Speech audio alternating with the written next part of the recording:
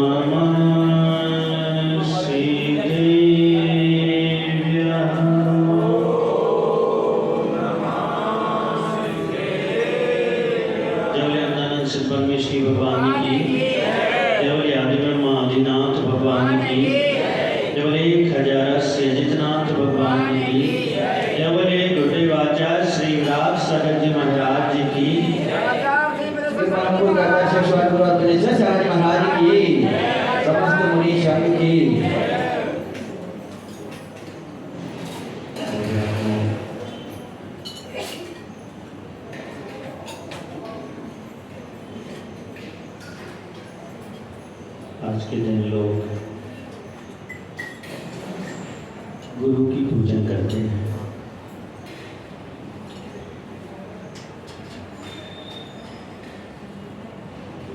ये तो पता नहीं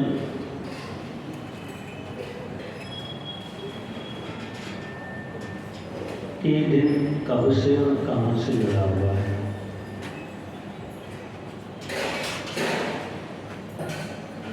लेकिन एक बात तय है, खासकर जैनियों में,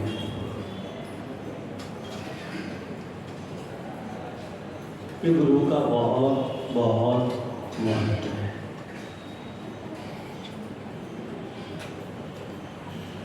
और महत्व इसलिए है कि गुरु से साक्षात निर्देशन मिलता है।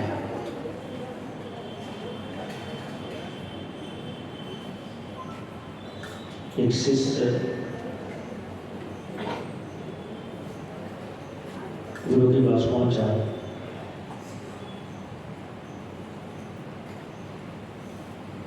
उसने अभिवादन किया, नमोस्तु किया मान लो,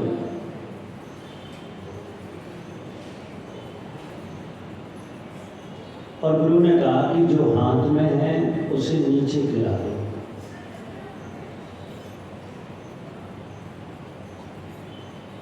शिष्य बहुत आश्चर्य में पड़ गया कि मेरे हाथ में तो कुछ भी नहीं है।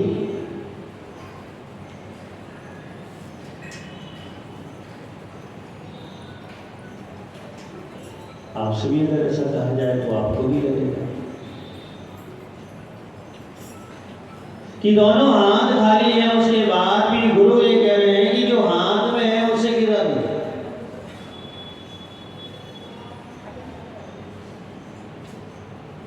उसने कहा मेरे हाथ में तो गुरु जी कुछ नहीं है।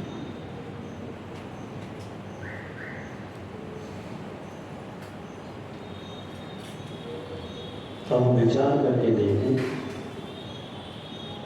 कि गुरु क्या कहना चाहते थे। वो ये कहना चाहते थे कि हमारे पास जो बुराइयां हैं, हमारे पास जो इच्छाएं हैं, हमारे पास इंद्रियों के विषयों के प्रति जो लालसा है, उसे गिरा दें।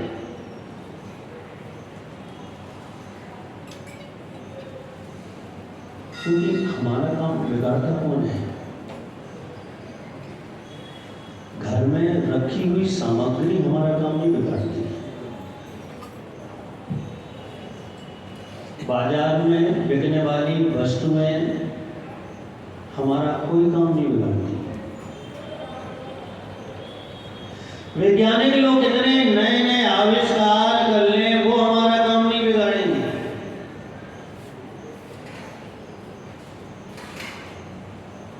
लेकिन हमारा मन बहुत छोटा सा है, उसमें उत्पन्न होने वाली असीम जो इच्छाएं हैं वो हमारा काम बिगाड़ देंगे। इसलिए गुरु ये समझाते हैं कि जो कुछ भी बुरा तुम्हारे पास है उसे छोड़ दो, उसे गिरा दो, अपने आप से अलग कर दो।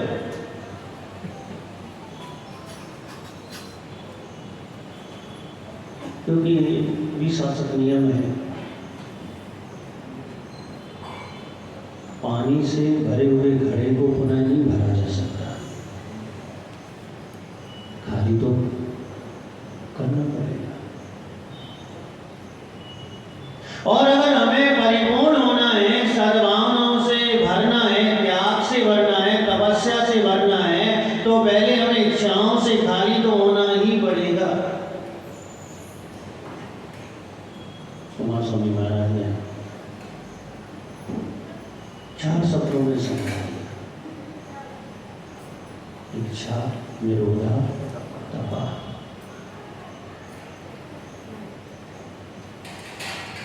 लोग कह रहे हैं कि 1 महीने के उपवास करो तब तक होगा,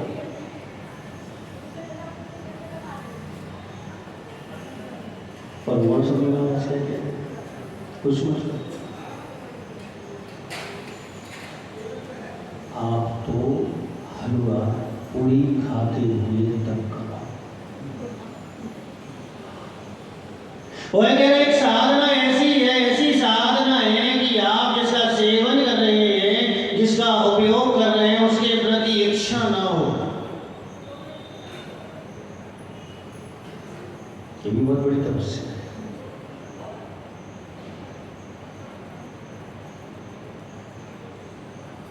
आचार्य विमल सागर जी महाराज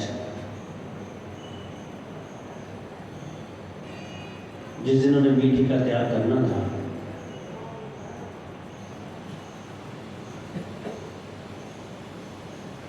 उनके भक्त हैं आर के जैन मुंबई वाले, आज भी हैं। उन्होंने हमें बताया कि महाराज मैं उस दिन विशेष रूप से रसगुल्ले बनाकर ले गया कि आज महाराज को मीठे का त्याग करना है, और अंतिम दिन है विशेष रूप से बनाए हुए रसगुल्ले में आहार में तो पहुंच गए। उन्होंने महाराज को दिया, महाराज रसगुल्ला ले लिया। दाता ये सोच रहा है, देने वाला ये सोच रहा है कि स्वाद आएगा, अंतिम बार मीठा लेना है, बहुत अच्छा स्वाद लेंगे, बहुत अच्छे से खाएंगे।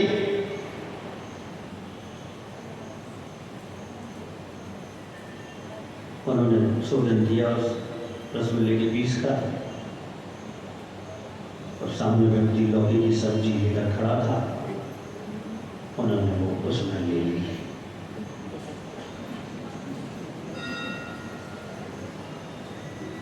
इच्छा, निरोधा, तपा।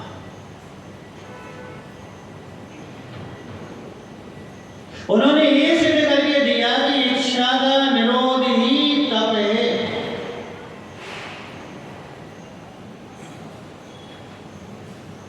ऐसा आपको लगता है, आप देखते हैं कि महाराज को बहुत अच्छा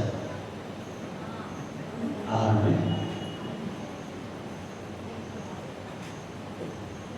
लेकिन स्वाद तो कुछ आता ही नहीं है। आप भले ही बहुत स्वाद डालते हो उसमें, आपके पास बहुत गुण है, सामग्री भी बहुत है स्वाद बनाने की, भाव भी बहुत है स्वाद बनाने के, और आप परिपूर्ण करते हैं कि ये सामग्री स्वाद से परिपूर्ण हो जाए। लेकिन हमें नहीं पता, हम लोग के हाथ में आती है, उसका स्वाद गायब हो जाता है। लगता ही नहीं है कि मीठा मीठा है, लगता ही नहीं है कि नमकीन नमकीन है। बस ऐसा लगता है, ऐसा लगता है कि माँ तो घर की पूर्ति हो जाए और दिन भर अच्छे से कट जाए, ताकि साधना अच्छे से हो सके।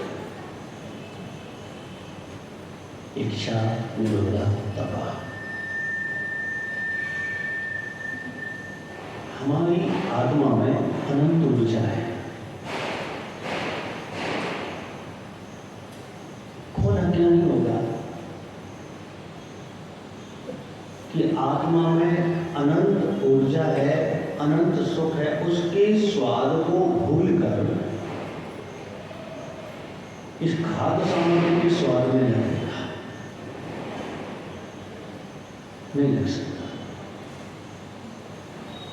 और ये पाठ हमें गुरु ही पढ़ाते हैं, गुरु ही सिखाते हैं, उनकी ही दी हुई शिक्षा होती है, उनका ही दिया हुआ संयम होता है कि हमारी जिह्वा पर रसगुल्ला हो और उसका स्वाद ना आए।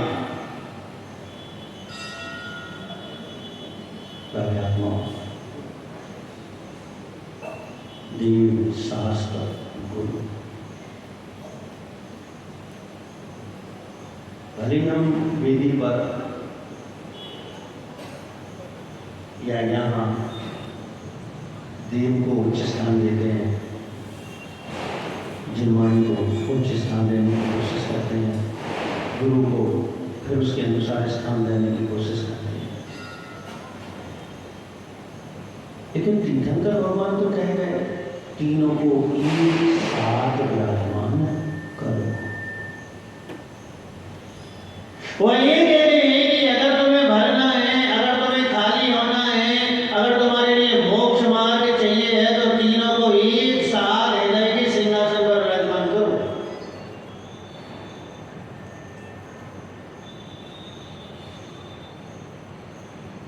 एक बार मैंने पूछा था गुरुदेव से, शुरू में संग में आया था, महाराज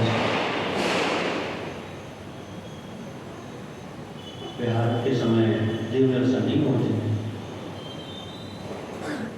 उस समय में महाराज नहीं था, तो उन्होंने बहुत अच्छी बात कही थी। बगल में मुनि श्री विश्वजीत सागर जी बैठे थे, आचार्य विश्वजीत सागर जी के पिताजी थे।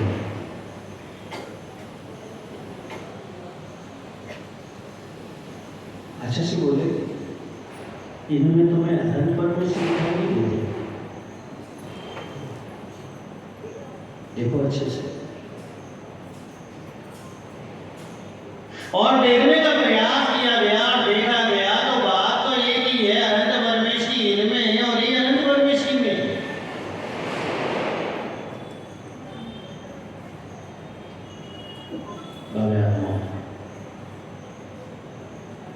माँ बच्चे को जगाती है, फिर भी नहीं जगा पाती। गुरु शिष्य को जगाते हैं और अनंत काल के लिए जगा देते हैं, अनंत काल के लिए जगा देते हैं, क्योंकि वो ऐसा जगाते हैं कि सीधी सिद्धालय में जगह देती हैं।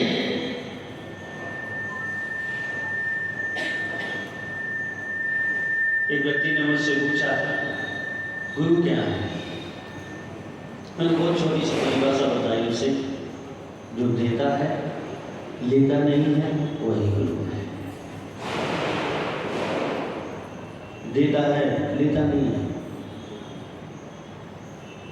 जो मोक्ष मार्ग देता है, मोक्ष मार्ग देने वाला सिद्ध होता है, मोक्ष मार्ग पर लगाता है, लगाने वाला सिद्ध होता है, वही वास्तविकता में गुरु है। जब हम पढ़ते थे तो शिक्षक को भी गुरु कहते थे, और जब समझ में आया तो हमें समझ में आ गया कि ये शिक्षक है और ये गुरु है। कैसे समझ में आया?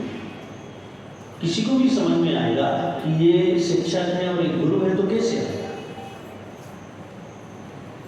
वो छोटा सा उत्तर है इस बात का, जो विद्या दे वो शिक्षक है और जो बुद्धि दे वो गुरु है।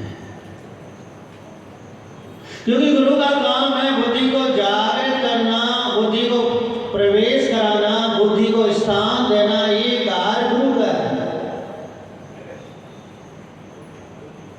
बचपन में कहानी पढ़ते थे हम लोग,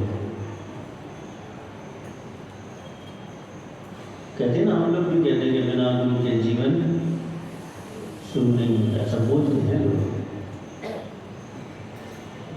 उस कहानी में यही शिक्षा थी, शिक्षक आपको बहुत कुछ सिखा दे, बहुत कुछ सिखा दे, लेकिन सीखना हुआ ही नहीं। 4 विद्यार्थी आश्रम से लौट रहे थे पढ़ लेकर। पूरी कहानी नहीं सुना है, शॉर्ट में बता रहे हैं।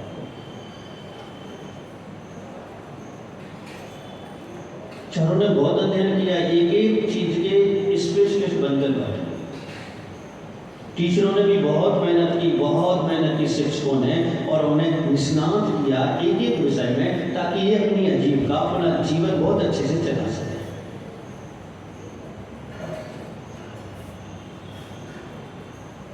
भले हम सारे विषय पढ़ लें, लेकिन किसी एक विषय में तो फिर स्नातक तो होना ही पड़ता है। एक विद्यार्थी ने सीखा अपने शिक्षकों से कि लकड़ी का परीक्षण करना, खिलौने किस लकड़ी से बनेंगे और उसे कैसे तैयार करें कि जिससे खिलौना बन जाए।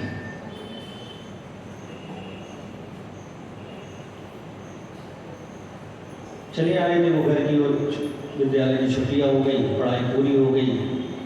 अब आजीविका के लिए अपने गांव आना है, परिवार बसाएंगे, धन कमाएंगे और जीवन व्यतीत करेंगे, ऐसी भावना लेकर चले आए।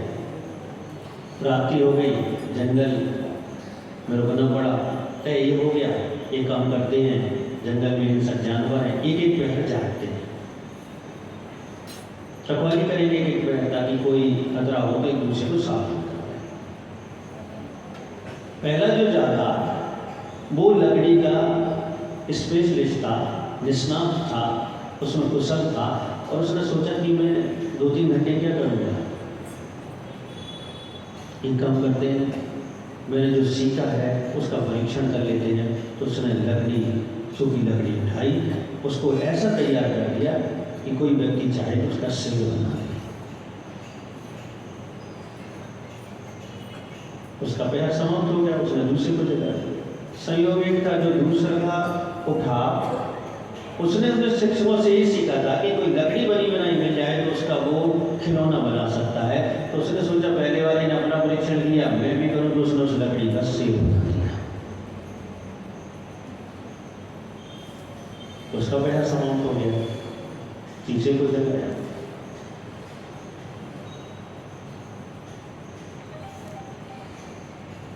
उसने सीखा था रंग भरना,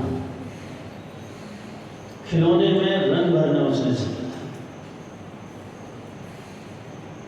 और उसने देखते ही समझ गया कि पहले वाले ने अपना परीक्षण किया, दूसरे वाले ने किया, मैं भी करूंगा। और उसने रंग रोगन निकाले, और उस शेर को जैसा रूप होता है वैसा का वैसा रूप दे दिया। उसका भी फैसला हो गया। चौथा, तंत्र मंत्र में निष्णात था।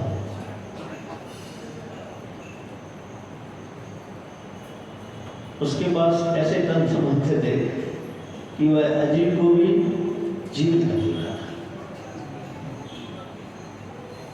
कल्पना है, ध्यान रखना, सिद्धांत मत मान लेना इसे। और उसने अपनी विद्या का प्रयोग किया, आहुतियां देना प्रारंभ की, और मंत्र आहुति देते देते देते उसने उस शेर को जीवंत बना दिया, जीवन प्रदान कर दिया। अब शेर तो शेर अगर यहाँ आ जाए तो महाराज आप भी बैठे रहोगे, हम लोग तो यहाँ वहाँ हो जाएंगे।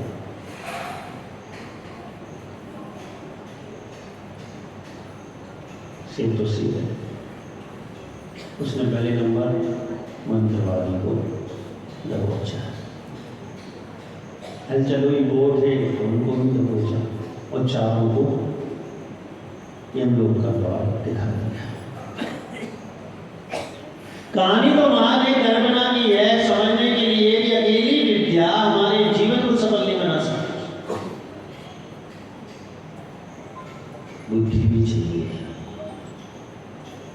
अगर विद्या के साथ बुद्धि का संयोग होता है तो फिर विचार शक्ति आती है, चिंतन शक्ति आती है, और हे उपादेय की शक्ति आती है। हम निर्णय कर पाते हैं कि क्या करने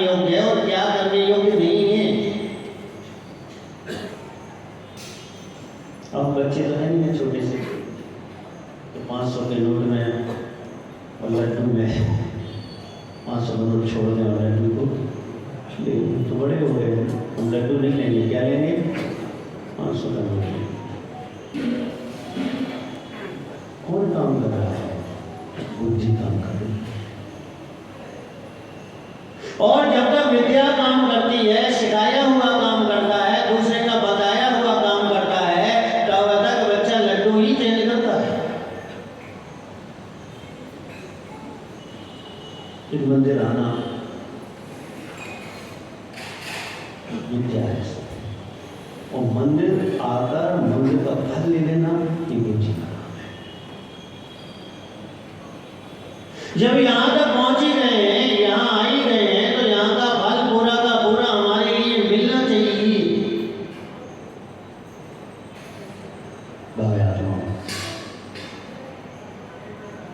सबसे अच्छी बात तो ये है कि हम सब निर्गत गुरु के भक्त हैं।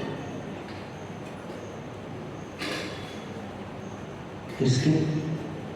जिसके पास कुछ नहीं। दुनिया में और लोग भी गुरु के भक्त हैं, लेकिन जिनके पास सब कुछ है। और आपने ऐसे गुरु चयन किए हैं कि जिनके पास कुछ नहीं है, लोग कहते आशीर्वाद दो,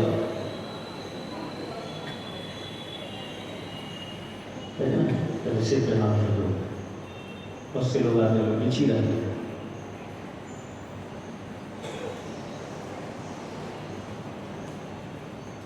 क्या मिलता है? विचार करके सिर्फ ऊर्जा का मिलना होता है।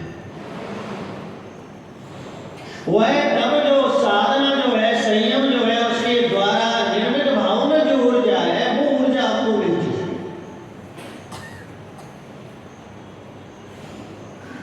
बहुत ताकतवर होती है वो ऊर्जा, वो वर्णाएं बहुत क्योंकि वो पुण्य वर्णाएं होती है। तीर्थंकर का समोसा जहाँ आता है, योजनों तक सुविच्छ हो जाता है। कोई करता नहीं है, हो जाता है, क्योंकि उनके शरीर से निकलने वाली पुण्य वर्णाएं क्षेत्र को प्रभावित करती है। और हमारी मनोकामना आशीर्वाद की इसीलिए होती है कि इनके द्वारा की जाने वाली साधना, इनके द्वारा किया जाने वाला तप, जिसका फल इकट्ठा कर रहे हैं, उसमें से कुछ % हमारे पास भी आ जाए, क्योंकि आप तो ग्रस्त हैं, अब आप तो साधना कर नहीं रहे हैं। वो संयम को संभालते हैं और आप नोटों को संभालते हैं, ये अंतर है। वो ज्ञान को संभालते हैं, आप घर गृहस्थी को संभालते हो। और हमारा धर्म कहता है कि गृहस्थी को संभालना यानी बुरी ऊर्जा को इकट्ठा करना है। धन को संभालने का अर्थ है अशुभ वर्णाओं को ग्रहण करना है। इसलिए लोग गुरुओं के पास आते हैं, निर्गत गुरुओं के पास जाते हैं कि बुरी ऊर्जा हमारी समाप्त हो जाए और अच्छी ऊर्जा हमें मिल जाए। हमने देखा होगा, कोई भी दवाई बनती है, कोई भी वायरस तैयार होता है तो उसका एंटीबायोटिक भी तैयार किया है। कहीं ऐसा न हो कि नुकसान कर जाए, तो बचाव का भी उपाय चाहिए। और गृहस्थों के लिए बचाव का उपाय गुरु है। गुरु के हृदय से निकलने वाली शुभभावनाएं हैं, उनके शरीर से निकलने वाली पुण्य वर्णाएं हैं। यही वो एंटीबायोटिक है जो आपके अंदर अशुभ ऊर्जा आ रही है, वो शुभ में परिवर्तित हो।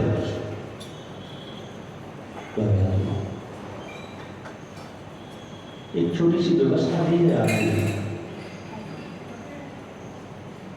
दीक्षा, शिक्षा और प्रायश्चित। इसके लिए एक गुरु होता है, जैसे मेरे गुरु आचार्य लीलाक्षर जी महाराज। लेकिन निर्ग्रंथ सभी हमारे गुरु हैं। सभी हमारे गुरु हैं, चाहे वो किसी के शिष्य। सही बताओ, लोग भेदभाव करते हैं कि ये उनके शिष्य हैं, ये उनके शिष्य हैं। तो कभी आपने ये देखा कि उनके शिष्य 2 बार आहार कर रहे हैं, उनके शिष्य 1 बार आहार कर रहे हैं? देखा कभी आपने? कभी देखो तो वहीं उनका काम पड़ेगा। अगर मुझे भी देखो तो मेरा भी काम पड़ेगा। तो कहना तुम निरंतर गुरु नहीं। आप जिनमें भेदभाव कर रहे हैं उनको देख कर आओ, क्या वो सामायिक नहीं कर रहे हैं, प्रतिक्रमण नहीं कर रहे हैं, कौन सी चर्या है वो कर नहीं रहे, ठीक कर तो आओ, फिर कहो कि ये है और ये नहीं है। अगर ऐसा विचार आ रहा है तो समझ लीजिए कि आपकी सीट नरक में बुक है, बिल्कुल मान के चलिए। इन विचारधाराओं में, इन विचारधाराओं के प्रेषण में मात्र दुर्गति का ही आसरा होता है, दुरायु का ही बंद होता है। आपने बार बार सुना होगा 3 कमरों को टूटने लगे, कहते ना, ये कौन है?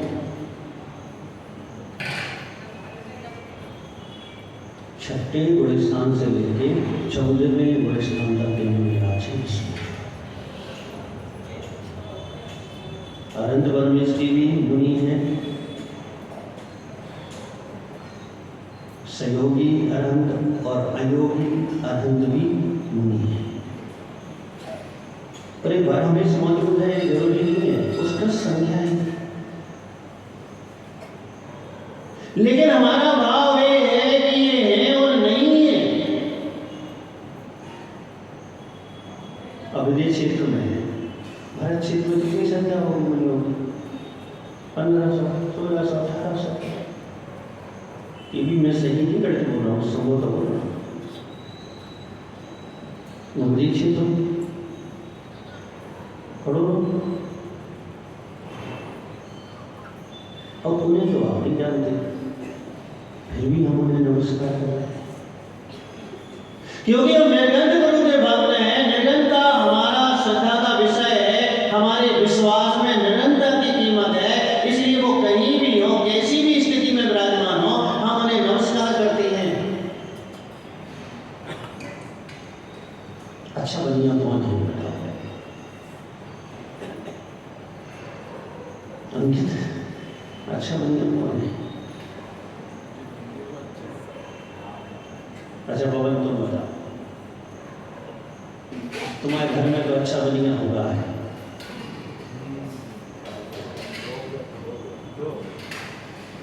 बैठ जाओ, बताएगा। जो लेना सीखे, देना नहीं, लेना सीखे, वो अच्छा बनिया है। और उस बनिए की अच्छी विशेषता ये है कि जिसके पास से अच्छाई मिले उसके पास से हमें अच्छाई ये लेनी चाहिए। मेरा तो जीवन में नियम है, कोई मुझे गाली देता हुआ आएगा तो मैं उसकी गाली को नहीं सुनूंगा, उसको ध्यान से देखूंगा और ध्यान से देखने के बाद निर्णय करूंगा कि इसके पास अच्छी चीज क्या है, उसे मैं तुरंत ग्रहण कर लूंगा, ले लूंगा, गाली उसकी बिल्कुल भी नहीं लूंगा। और जैनियों का, वनियों का यही हिसाब सही है कि हमें तो किसी के पास से मिले ज्ञान, मिले धर्म, मिले मोक्ष मार्ग मिले, हमें निश्चिंतता से ले लेना चाहिए।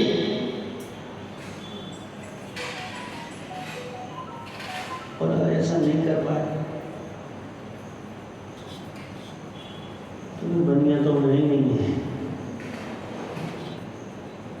क्या है? अभी तो अगले भाव में हम भी मिलेंगे तुम्हें, तुम भी मिलना चाहिए। तो कोई हमारा तो पक्का है कि अब हमको तो सीट बुक है स्वर्ग में, आपका पता नहीं है, जाना भी जाओगे मैं आऊँगा। नेहरू नगर वालों को आसानी से नहीं छोड़ूंगा। अगर मान लो नरक चले गए तो वहां जाऊंगा और कहूंगा तुम अच्छे बढ़िया नहीं बन पाए। अब देख लो तुम्हें वहां कहलवाना हो कि यही कहलवाना हो, ये तुम देख लो। अगर अच्छे बनना है, अच्छे बढ़िया बनना है तो एक ही बात सीखो, कहीं भी पहुंच जाओ, किसी भी गुरु के पास पहुंच जाओ, जितनी भी अच्छाइयां हैं ज्यादा से ज्यादा लेने की कोशिश करो। कहने की मत जाओ तुम्हारा स्पेल ले, क्या करेंगे सचिन भैया, भक्ति लेकर जाओ। अगर आप भक्ति लेकर जाओगे तो बदले में मोक्ष मार्ग मिलेगा, गारंटी के साथ। वो आपसे बोले, वो आपकी ओर देखें, वो आपको समझे नहीं समझे, आपसे परिचय हो नहीं हो, लेकिन सीधा सीधा वो आपको मोक्ष मार्ग देंगे। आप जब वहां से पलटेंगे लौटेंगे तो आपके पास मोक्ष मार्ग होगा। देखो आप प्रथमा रिपोर्ट उठा देते, मुनियों ने उन छोटे छोटे पक्षियों को, घायल पक्षी सिर्फ देख दिया। वो पक्षी कितने समझदार थे, कितने नंबर वन के बनिए थे कि उन्होंने देखा और उन्होंने मोक्ष मार्ग ले लिया। सिर में दृष्टि डाली कि ये पक्षी घायल है, ये पशु घायल है, और जैसे ही दृष्टि डाली और उसने पक्षी ने जैसे ही उन पर दृष्टि डाली सीधा मोक्ष मार्ग का अमल कर दिया।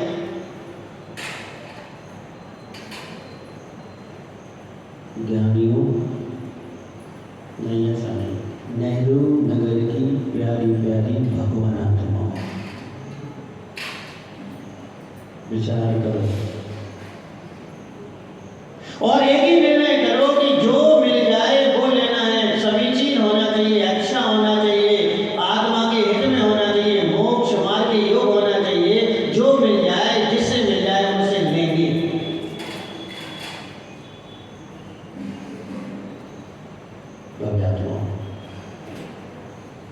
धन लेने वाला बढ़िया नहीं होता, गिफ्ट लेने वाला भी बढ़िया नहीं होता, अच्छा ही लेने वाला नियम से बढ़िया होता। लोग आज पूरे देश में गुरु पूर्णिमा मना रहे हैं। मेरी सोच अलग है, मैं कहता हूँ ये शिष्य पूर्णिमा है, गुरु पूर्णिमा नहीं है, शिष्य पूर्णिमा है। क्योंकि गुरु को कोई लाभ नहीं है, लाभ किसको है? शिष्य को है। अगर शिष्य गुरु के पास पहुंच रहा है तो गुरु को कोई लाभ नहीं है, शिष्य को लाभ है। क्योंकि वो भक्ति लेकर जा रहा है, वो श्रद्धा लेकर जा रहा है, विश्वास लेकर जा रहा है, तो वहां से उनसे ऊर्जा लेकर आएगा, मोक्ष मार्ग लेकर आएगा, आत्महित लेकर आएगा वहां से। अबे आत्मा निस्वार्थ श्रद्धा रखो। आज सब मुनि राजों को याद करना, अकेले मिनिस से सारा तो नहीं। अगर तुम में शक्ति है, अगर आप में निस्वार्थ भावना है, अगर आपकी दृष्टि में भेदभाव नहीं है, तो नैमिष सागर में आप आचार्य विद्यासागर को देख सकते हैं, आचार्य विराट सागर को देख सकते हैं, आचार्य वर्धमान सागर को देख सकते हैं, आचार्य विष्णु सागर को देख सकते हैं, आचार्य विनिश्चय सागर को देख सकते हैं।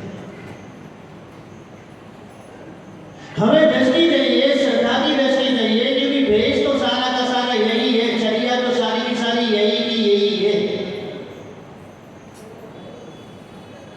पुण्य में अंतर हो सकता है, यश कीर्ति में अंतर हो सकता है, लेकिन चर्या में अंतर किसी भी कीमत पर नहीं हो सकता।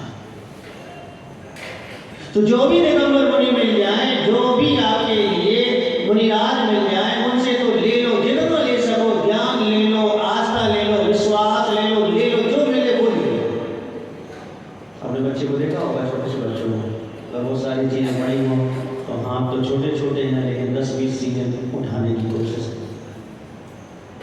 आपसे ज़्यादा समझदार लग रहा है मुझे। और आप तो सोचते हैं तो एक ही जगह से लेंगे, एक ही हाथ से लेंगे, मोक्ष मार्ग में कम पड़ जाएगा। और कम क्या पड़ जाएगा, गिर जाएगा, वो भी कम नहीं है। और अगर सर्वनिक हो जाओगे, सभी गुरुओं के प्रति आस्था और विश्वास सही रूप से आ जाएगा, तो इतना मिलेगा कि आप सोच भी नहीं सकते। जब आंख खुलेगी ना दूसरी पर्याय में, स्वर्ग में होंगे, अकृत्रिम चैत्यालयों में होंगे, नंदी स्वदीप में होंगे, किसी तीर्थंकर के समूह शहर में होंगे, और उस समय ध्यान होगा, ये सबसे लिया हुआ ज्ञान है, आत्मिक है, जो आज साक्षात तीर्थंकर के दर्शन करा रहा है। हमारी आस्था में, हमारे विश्वास में सभी जगह समाहित होना चाहिए। हमारा हृदय इतना छोटा सा नहीं है, हमारी विचारधारा इतनी मूर्ख श्रेणी की नहीं है, हम तो बहुत विशाल हृदय हैं, विशाल हृदय है कि अनंत तीर्थंकर हमारे हृदय में समाये हुए हैं, अनंत अखंड परमेश्वरी समाये हुए हैं, अनंत आचार्य उपाध्याय और साधु समाये हुए हैं। और जिनका हृदय इतना विशाल होता है, वही अच्छे तरीके से गुरु पूर्णिमा या कोई भी पर्व मना पाते हैं, और हमें किसी भावना से इन पर्वों को मनाना चाहिए। जय बोलिए गुरु